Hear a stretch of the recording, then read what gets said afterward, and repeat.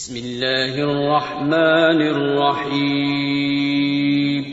السلام علیکم ویورز، آپ دیکھ رہے ہیں پاک مین نیوز۔ اگر ابھی تک آپ نے پاک مین نیوز کو سبسکرائب نہیں کیا تو برائے مہربانی پہلے اس چینل کو لازمی سبسکرائب کریں۔ آج کی ویڈیو ہے افریقہ کے ایک عظیم الشان بادشاہ اور دنیا کے سب سے امیر آدمی کے بارے میں۔ دنیا کے سب سے امیر و کبیر بادشاہ حاجی کانجا مانسا موسا، جو 1280 عیسوی میں افریقہ کے ملک مالی میں پیدا ہوئے۔ 1312 عیسوی میں بادشاہ مانسا موسا نے افریقی عظیم الشان سلطنت مالی کے 10ویں بادشاہ کی حیثیت سے اقتدار سنبھالا۔ مالی جس کے معنی ہے جہاں بادشاہ بستا ہے۔ افریقی مسلمانوں نے کسی زمانے میں کئی عظیم الشان ادوار دیکھے۔ یہ عظیم الشان سلطنت موجودہ گھانا، مالی، چاڈ اور جنوبی موریتانیہ کے علاقوں پر مشتمل تھی، جبکہ اس کا دارالخلافہ ٹمبکٹو تھا۔ اس سلطنت کی خوشحالی و آسودگی کا انحصار سونے اور نمک کی کانوں اور زراعت پر ہوتا تھا، جبکہ سلطنت مالی کو افریقہ میں داخلی دروازے کی حیثیت بھی حاصل تھی۔ افریقہ میں چونکہ ہیرے و جواہرات، سونے چاندی کی بہتات تھی، اس لیے تجارت کی غرض سے آنے والے قافلے افریقہ میں داخل ہونے کے لیے سلطنت مالی سے گزر کر جاتے تھے۔ مالی میں تجارت کی غرض سے داخل ہونے والے قافلوں کے لیے سلطنت مالی نے ایک ٹیکس کا نظام وضع کیا ہوا تھا، جس سے سلطنت مالی کو ایک اچھا خاصا ریونیو اکٹھا ہو جایا کرتا تھا۔ اس عظیم الشان سلطنت کی ایک خاص بات یہاں بہنے والے دریا بھی تھے، جو کھیتوں کھلیان کو سراب کرنے کے ساتھ ساتھ یہ دریا مال برداری کے بھی کام آتے تھے۔ اسی وجہ سے ریاست مالی کا شمار خوشحال ترین ریاستوں میں ہوتا تھا۔ ابن خلدون، ابن بطوطہ، ابو سعید عثمان الداخلی اور شہاب الدین احمد بن فضل جیسے بڑے بڑے مسلمان مورخین نے اپنے ادوار میں اس عظیم الشان افریقی سلطنت پر بھرپور روشنی ڈالی اور ان ادوار کے سنہری واقعات کے بارے میں بہت کچھ لکھا۔ سلطنت مالی جو 1230 سے 1670 تک قائم رہی، سلطان ابوبکر ثانی کے بعد 1312 عیسوی میں سلطان مانسا موسا نے افریقی ریاست مالی کا اقتدار سنبھالا اور اپنی وفات 1337 عیسوی تک مالی کے اقتدار پر برجمان رہے۔ ان کا نام کانجا موسا تھا، جبکہ مانسا لفظ بادشاہ کے لیے استعمال ہوتا ہے۔ اس کے علاوہ انہوں نے اور بھی کئی القابات سے شہرت حاصل کی، جیسے امیر مالی، سونے کی کانوں کا مالک، فاتح گانا۔ امیر مانسا موسا کا شمار سلطنت مالی کے سب سے مشہور اور نیک نام حکمرانوں میں ہوتا تھا۔ ان کے عہد میں مالی کی سلطنت اپنے نقطہ عروج پر پہنچی۔ اپنے 25 سالہ دور میں انہوں نے 24 شہروں کو فتح کیا اور ساتھ ہی سونے اور نمک کی کانوں کی بدولت اپنی سلطنت کو مزید ترقی دی اور اقتدار کو مستحکم کیا۔ سونا اور نمک، یہ دونوں چیزیں اپنے وقت میں انتہائی قیمتی سمجھی جاتی تھیں، اس لیے سونے کی کانوں کی بدولت سلطنت کا خوب چرچا ہوا اور اس سلطنت نے عالمی تجارت میں اپنا منفرد نام پیدا کیا۔ مالی کا دارالخلافہ ٹمبکٹو کے اطراف سے گزرنے والے قافلوں کا مرکز بنا اور ٹمبکٹو کی مشہور مرکزی مسجد سنکوری اسلام کی اشاعت و ترویج اور تعلیم کا بڑا مرکز بنی۔ ٹمبکٹو دنیا بھر میں سونے کی تجارت اور اسلام کی تعلیم کے لیے افق پر چمکا۔ سلطان مانسا موسا اسلام سے شدید محبت والے حکمرانوں میں شمار ہوتے تھے۔ سلطان مانسا موسا ایک رحم دل بادشاہ ہونے کے ساتھ ساتھ درویش صف اور نیک حکمران تھا۔ اس کے عدل و انصاف کے متعدد قصے تاریخوں میں درج ہیں، لیکن اس کی شہرت کی اصل وجہ اس کی ثقافت بنی۔ ایک قصہ ان کے حوالے سے خاصی شہرت رکھتا ہے۔ سلطان مانسا موسا حج کی ادائیگی کے لیے جب عازم سفر ہوئے تو راستے میں لوگوں کو کثیر مقدار میں سونا تقسیم کرنے لگے۔ یہ سفر اتنا پرشکوہ تھا کہ مانسا موسا کی شہرت نہ صرف اسلامی دنیا کے ایک بڑے حصے میں پھیل گئی بلکہ تاجروں کے ذریعے یورپ تک ان کا نام جا پہنچا۔ ابن بطوطہ، ابن خلدون العمری جیسے مسلمان مورخین نے بھی شہنشاہ مالی کے بارے میں اپنی کتابوں میں تفصیل سے لکھا ہے۔ مورخین کا کہنا ہے کہ سلطان مانسا موسا محض کوئی افسانوی کردار نہیں بلکہ ایک حقیقی بات اور امیر ترین شخص گزرا ہے۔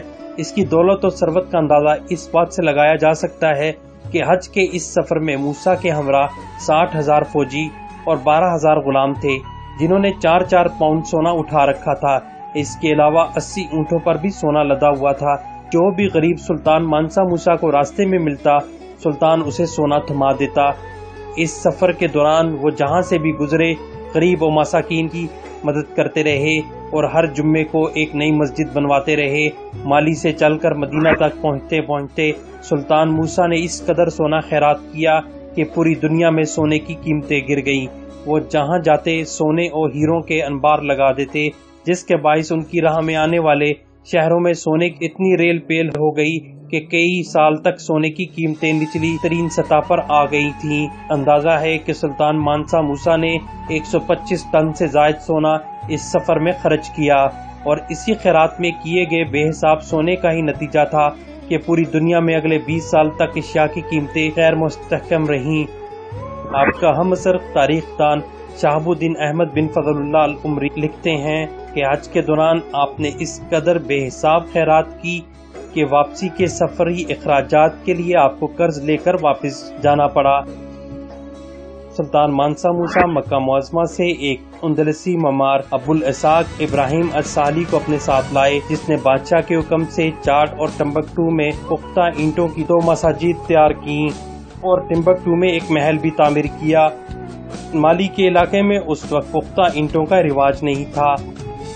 سلطان مانسا موسیٰ نے سن 1337 عیسوی میں وفات پائی۔ جب اس حکمران کا انتقال ہوا تو اس کے پاس 400 ارب ڈالر کی مالیت کا سونا موجود تھا۔ سلطان مانسا موسیٰ کے بعد مالی کی سلطنت کا زوال شروع ہو گیا۔ ایک ایک کر کے تمام علاقے ہاتھ سے نکل گئے اور 1854 میں شہر چاٹ کے سنگائی حکمرانوں نے مالی کی سلطنت کا خاتمہ کر دیا۔ مشہور سیاح ابن بطوطہ نے اسی سلطان مانسا موسیٰ کے بھائی سلیمان بن ابو بکر کی حکومت کے دوران مالی کی مملکت میں 1 سال سے زائد عرصہ قیام کیا اور ٹمبکٹو کی سیر کی اور علاقے کی مالی خوشحالی، امن و امان کی تعریف کی۔ زمانے کے نشیب و فراز کے ساتھ لوگوں کی دولت و ثروت گھٹتی بڑھتی رہی، لیکن مانسا موسیٰ کی دولت مندی کا ریکارڈ ان کے دنیا سے چلے جانے کے 700 سال بعد بھی نہیں توڑا جا سکا۔ یوں مانسا موسیٰ کا شمار آج بھی دنیا کے امیر ترین اشخاص میں ہوتا ہے۔